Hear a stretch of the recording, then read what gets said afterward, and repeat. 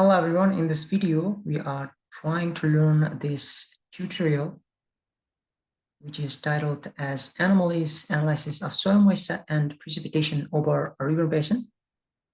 And this is from the earthengine tutorials from the community section. So let's go through the codes. The first is the importing of the boundary of the study area. And this is somewhere in the Middle East. And the main objective of this study is to detect the droughts over that area. And here we see the variable basin underscore boundary. This is the feature collection. And we are adding this as the layer. Here we see the map.add layer. This is the way to add in the earthengine. Then we are centering it as the object with the zoom level 7.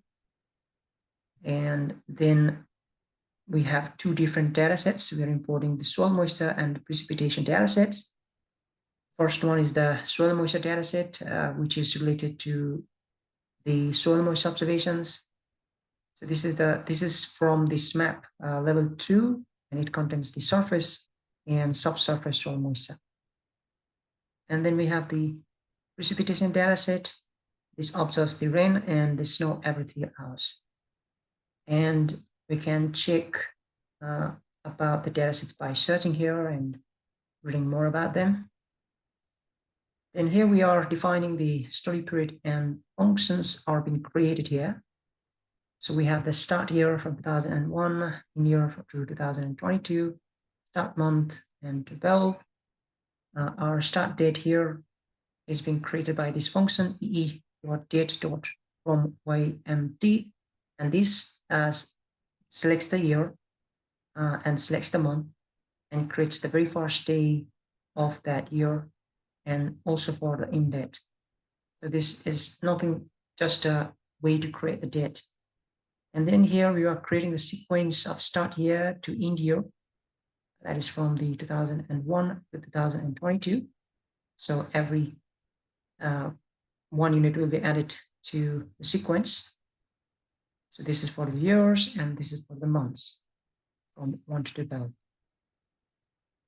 And the simple function is created here, and this function converts the millimeter per hour to millimeter per day. We're just multiplying the image with this value, that is 24. And we're also copying the properties of that image.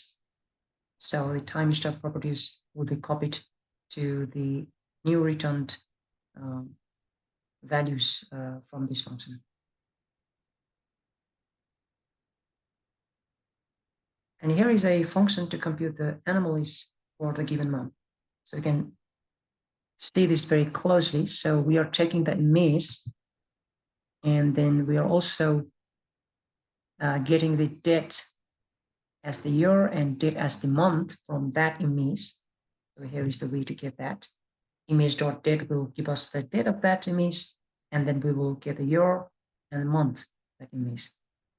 So what we're doing here is we are considering the reference image, and that reference image will be the very first image of that month.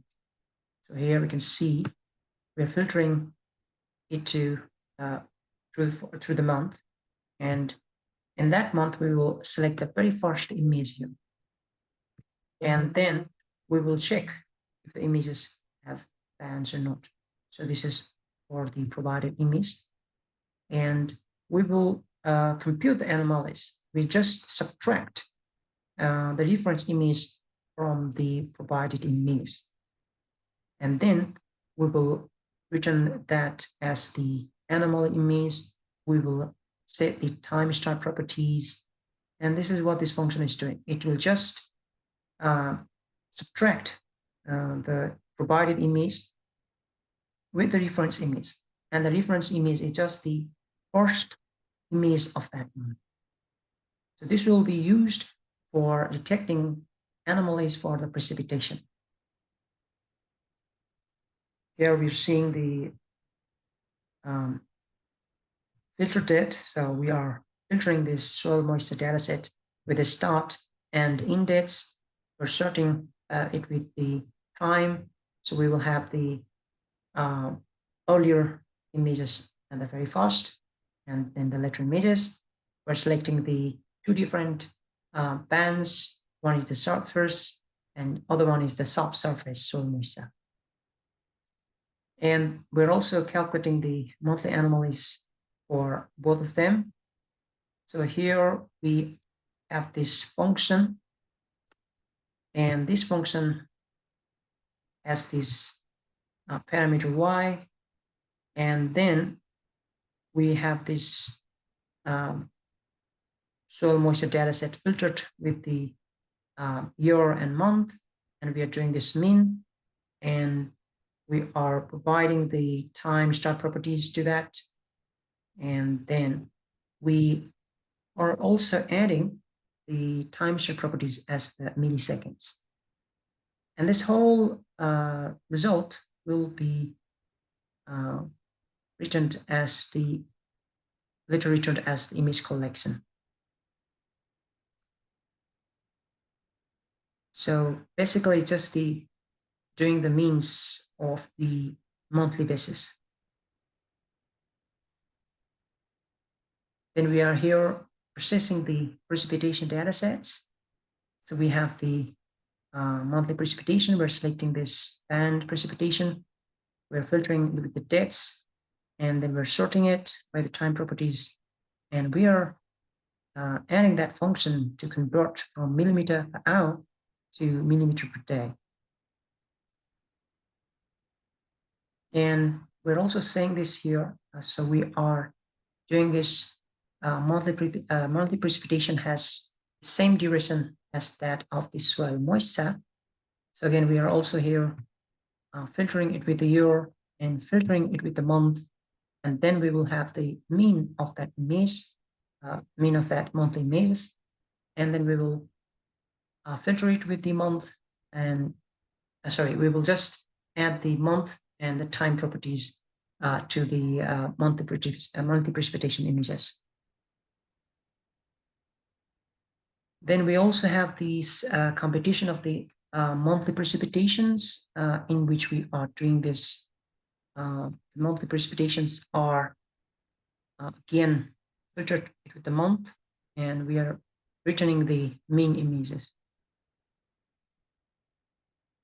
And finally, we will just map that function for the competition of the precipitation. We will just subtract the image from the first image of that month. Then we are combining two different image collections, one from the precipitation and the other from the monthly soil moisture images. Then after, we're just charting them with the series names here: surface soil moisture, subsurface soil moisture, and precipitation. So these are just the different things for the visualization. So the line 0, the first line, will have some this kind of properties. Line 1 will have the other types of the properties in that final chart. Similarly, we have the third line. This will have some other types of the properties there, just for the visualization, how the lines will appear. And then we have the names or the title for the horizontal axis, and this will be bold and other things like that. So these are just the titles here, and then we will print a chart. And here we have the color palettes, the different color palettes for the visualization in the map section. We have the minimum and maximum values with opacity 0.9, and also for the precipitation anomalies. And then we are adding them as the layer. But before that, we are clipping for our area of interest. We are filtering it with the dates, and we're selecting the image, the first image of that month year, and we can run this. So this is overall way to detect the anomalies of the precipitation and soil moisture. So to briefly revise again, so we imported the boundary. We added them as the layer in the map. We have the two different data sets. One is the SMAP level 2 soil moisture observations, and then we have the precipitation data sets. We have the start year, in year, start month, and in months. And then we have the sequence of the years and months. We have the first date as 2001 and the in year as the 2022. We define the function to convert the images into the millimeter per day. So that is for the precipitation. We also define the function to compute the anomalies for the precipitation. So this will just subtract the given image with the first month of that image, first image of that month, and this is the computation of the anomalies for the precipitation. Then we have the processing of the soil moisture datasets. We just did the monthly means of that image from the start date to in dates. And then we also have the precipitation datasets where we just did the monthly precipitations again for the monthly basis. And then after we have the monthly precipitations here for about the, so we will just take the monthly images and do the means again.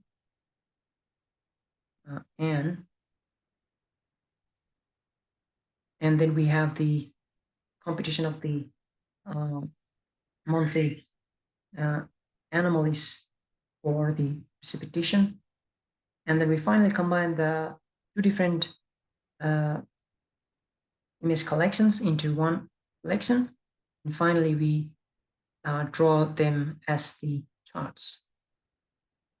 So basically what we did was we selected the bands of the subsurface and surface soil moisture.